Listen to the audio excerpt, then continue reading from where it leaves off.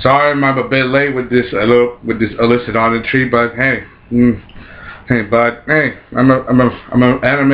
I'm a fan of anime first and a reviewer second, and also I have sucky timing. This is Sellavin. I was getting my latest review of the Legend of Korra episode of six and seven, and let's start. What happened last week? We found out that Lynn had a half sister that she lived, and that she's with the Metal Clan. That she started her own city. Like after she married an architect, she has over 5 children, and one of them's an airbender and at the sea. However, things are not exactly what you call well and woe. What does that mean? They have what you call an auspicious relationship. They don't get along. And apparently you get to see the origins of what truly happened to them in this episode. Starts off with Korra tries to learn metal bending along with Bolin. He wants to do the same thing, but he's a bit embarrassed because he tried to do it by himself, but no such luck. Then Lynn gets some advice from one of her friends. Gets advice to go to a therapy session. Acupuncture, they hit the pressure points, makes you feel more relaxed. And it's the same thing. But it lets the energy flow, but also gets some memories about Lynn and Sue's past. Apparently, Lynn wanted to be a police officer when she was younger, but Sue was always a troublemaker. She kept hanging out with the wrong crowd, hanging out with thieves, liars, and causing a lot of trouble. To the point where things got very bad very fast. Now, she tried her best, but then also you get to know in this, they'll say Hir and his minions, they tried to do their best as to go. They tried to get out of the city after it was found out it was Hir who was on Airpetpo Island.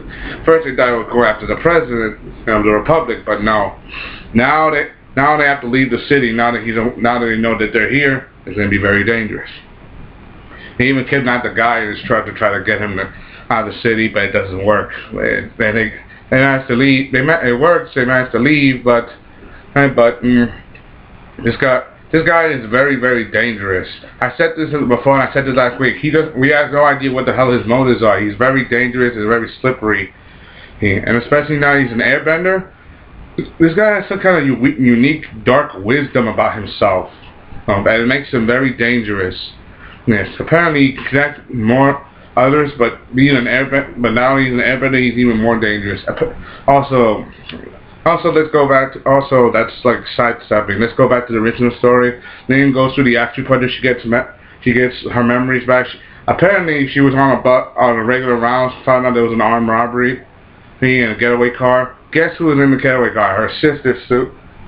At first she couldn't believe it, but then she tried her not to move, but she doesn't listen she had no choice but to arrest her, but then Sue doesn't listen, and then she even breaks a cable line. You know how airbenders use that grappling thing because it's made of metal to arrest or subdue and she breaks that line with a metal spear and a metal and what you call the end of the rope snapped, and the metal shavings her rope rebounded off Lynn and scratched her face, which gave her the scar right here.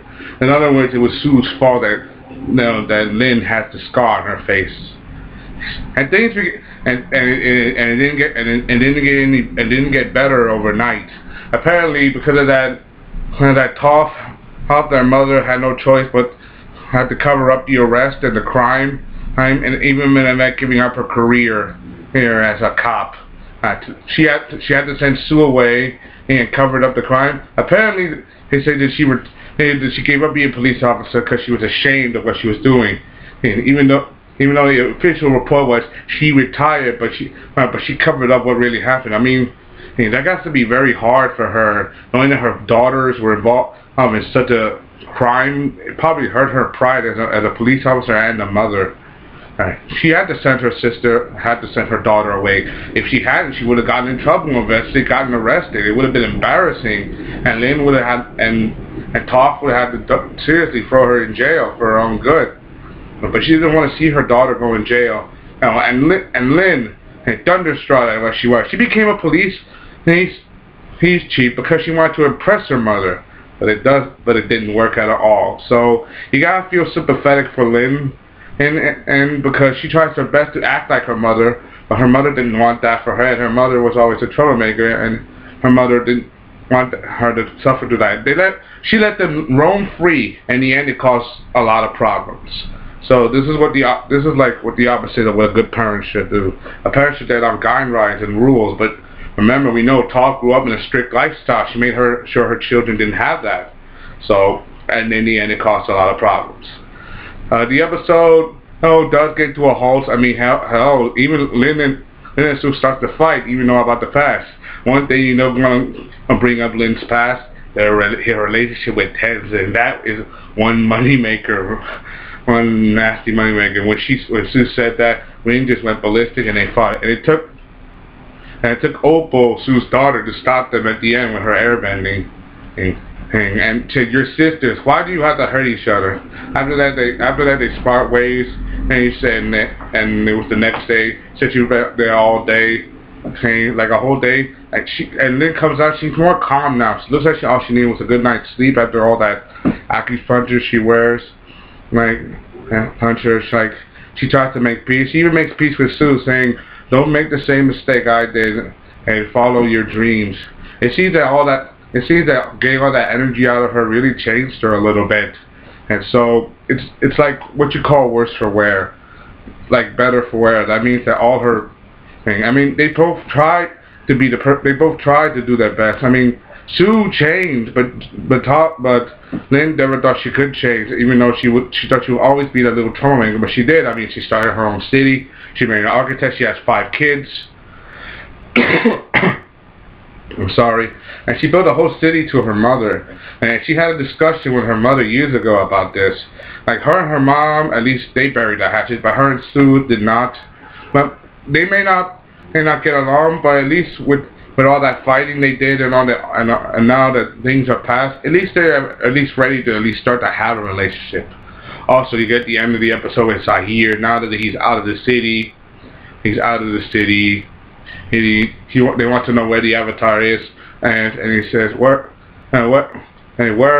she is? She's with the Metal Clan. Apparently when he left Ertaman, he took this medallion belonging to some ancient monk, some ancient guru, like Guru Pati. Remember him from Avatar? That he tried to hang after Amistad, but different kind of guru, more ancient, more unique. Apparently he can access that energy and use it to his own will. And that makes him very dangerous. Oh, he says, now that's Bolin, he wants to learn earthbending. Bolin wants to learn metal bending. Korra learns metal bending. She's the first metal bending avatar ever. And Opal, she's going to Northern Airtown to train with the Air Nomad. And this is where episode 7 comes in. The original Airbenders. Where Tenzin tries to do his best to train them into becoming air nomads, but he can't just teach them the ancient ways overnight. That's not going to be easy. Becoming an air nomad has to be born with. You have to take years of training. These people grew up in the city, and they're all unexperienced with being airbenders. Air nomads are free spirits. They travel around learning wisdom. Tenzin, even though he was raised by Aang in his birth, these guys were never raised at birth. They just discovered they can do airbending, and that's the part that makes it the most difficult of all. Because he's trying to teach adults new tricks. Like teaching old dogs new tricks, even though the old dog just learned a new trick. And he didn't ask to be taught it, so... Talk about gift horse in the mouth. He even tried to ask Boomy to treat them like an army, and it doesn't work, and some of them feel like quitting. He tries to become free spirited. He tries to become tricked, but he gets an idea from his wife. Tenzin, and to be just because they're airbender doesn't automatically make them air nomads. Also, they get a little bit of trouble. Some pirates tried to steal with a bison because they're endangered, and apparently people like the Earth Queen like to pay a lot of money for weird meat. So I was gonna sell it to Bossing Say and sell Janora and Kai to the Earth Queen as part of their army. Remember, we saw this in the 3rd and 4th episode. The Earth Queen captured airbenders, used them part of their army as payback for taking part of the Earth Kingdom's land as used as Republic City, because she hated what the Avatar did to her father. Even though the original Earth King was a nice guy, she's just a bitter woman. But they eventually get out. Jinora uses her spirits, where it connects energy to connect to the outside. She gets help. She manages to contact the air nomads, and she gets their help. They manage to stop the pirates and escape. And Kai, he even displays some awesome airbending. He tries to get their butts. Also, some of the air recruits, they're starting to experience what it's like to be an airbender. Remember when you shave your head bald? Apparently, because the hair was shaved and he felt the breeze from the back of his head saying that the attack was coming, he managed to dodge it. That was the same guy, the first airbender in Republic City. That was him. He felt that. That means that even though they're not complete airbenders, they're starting to learn the fundamentals. And one of the things about airbenders is they live freely in the life. Hey, just because they're trying to learn complete airbending doesn't automatically make them complete airbenders. So that's part that sucks the most. That's the part that makes it more difficult. Because he's trying to rebuild the entire nation, but you also have to be careful. Because Tenzin knows that any pressure can crack and break these people. They didn't ask to be born this way. Hey, although Bumi's a little excited. He's saying, hey, I may be airbender now, but I'm too old to join an army. Too old to be recruited and treated like a new recruit. But it was his advice that it was Bumi's advice that gave Tenzin the idea to be rough with them in the first place. But they're brothers, so they understand a little bit that he was only trying to do his best to rebuild the Air Nation, to do his best. But he's trying to do his best. Also, you get to know that Tenzin's wife was also an air acolyte, and that's how they met. That's because he was trying to become an air acolyte. You gotta give him credit for this episode, because even though the new airbenders are trying to learn, and it's still difficult for them to learn. They didn't get everything at first, but they're starting to. But you also got to learn that airbenders doesn't use airbending to attack people and to be rough with them. Kai used that on one of the pirates. He really hurt him, but it was Tenzin who managed to rally him. Even though Kai may be a bit of a rough start, he was a thief at first, but he really likes Jinora. He really does like Jinora. I really like her. But he was only doing that for her because he kidnapped her. But he really does care about Jinora, and he wants to become an airbender. I mean, he grew up as a thief, so he was a thief for a little bit. But at least he tries to, and at least now he has found a home and a true family he could try to train with. That's what most of the thing about this episode is: progress and focus and control. Because if the airbenders are all gone, then the airbenders could become extinct. The harmonic convergence changed a lot of stuff. So, yeah. Anyway, that's it. This was last week's 2 episodes. I'll give you my next video will be about this week's episode. Episode 8. I'll give you my next episode after that.